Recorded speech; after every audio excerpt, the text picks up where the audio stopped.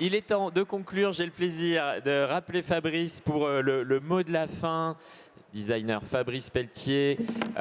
Nous avons pu explorer différents angles de l'éco-conception des emballages. Moi, j'ai l'impression que les objectifs sont clairs, Fabrice. On n'a plus besoin d'attendre les lois dont on a tant parlé, au fond. Ah oui, absolument. D'ailleurs, l'étude d'Ulrich et de Rajal le montre bien. Ce que je disais au début est confirmé. Il ne faut pas oublier que le consommateur, ce qu'il attend, le consommateur ou même l'utilisateur de l'emballage, c'est de la praticité. L'emballage et c'est surtout que ça protège ce que ça contient.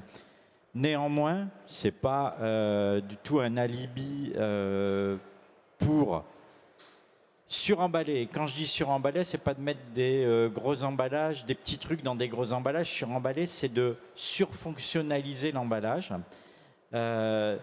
Donc, il va falloir se poser vraiment sérieusement la question, quand on fait de l'emballage, des fonctionnalités réelles de l'emballage, donc renoncer, ce premier R.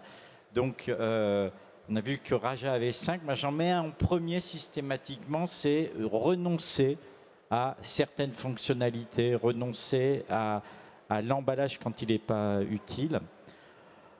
On va voir aussi, on a vu aussi que on n'avait plus le choix. 100% des emballages qui vont être à mettre sur le marché aujourd'hui devront être recyclables.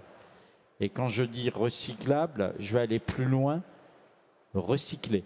Exactement. Et recycler dans la vraie vie, c'est-à-dire dans ma vie d'élu local où on arrête de m'envoyer des erreurs de tri et des refus de tri qui me coûtent un peu plus de 600 € la tonne. Enfin, ça ne me coûte pas à moi, ça coûte à à moi, contribuable. Entre autres. Donc, réellement, recycler, c'est une obligation. On a vu qu'on n'y couperait pas. 2030. Voilà. Et pourquoi on recycle? Pour réintégrer de la matière recyclée, car aussi nous avons vu que les ressources, fussent-elles renouvelables, comme le bois, comme on m'a encore parlé hier des plastiques d'origine végétaux, oui, mais il faudra aussi réintégrer de la matière recyclée là-dedans, réintégrer un maximum de matière recyclée. Pour que les filières soient économiquement viables. Avec Fabrice. des filières économiquement viables. Parce que pour moi, recycler, c'est pas faire le recyclage. Recycler, c'est avoir de la matière qu'on réintègre économiquement dans quelque chose. Moi, je ne recycle pas des fossiles. C'est vrai que je vois du recyclage pour faire des tas de matières recyclées.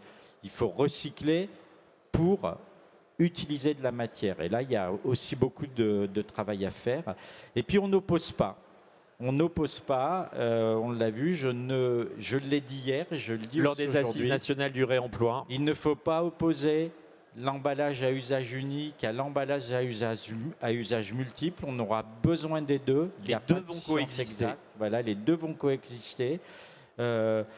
Il faut le mesurer, pas forcément uniquement par le carbone. Il y a d'autres indicateurs. Donc les deux emballages existeront et continueront à se côtoyer.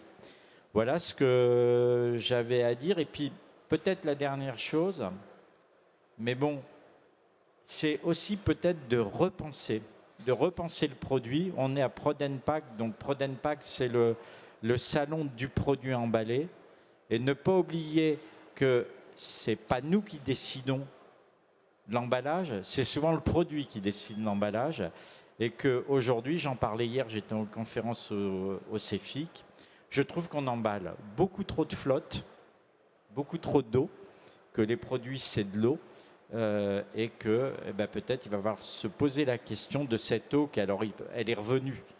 Il en manquait toute l'année, puis finalement, après on écoute BFM, il y en a trop.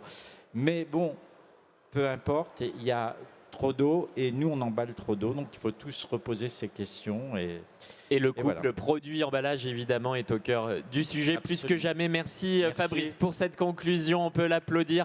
Merci à vous pour votre participation et votre attention. Et puis rendez-vous sur les conférences cet après-midi. Et encore de...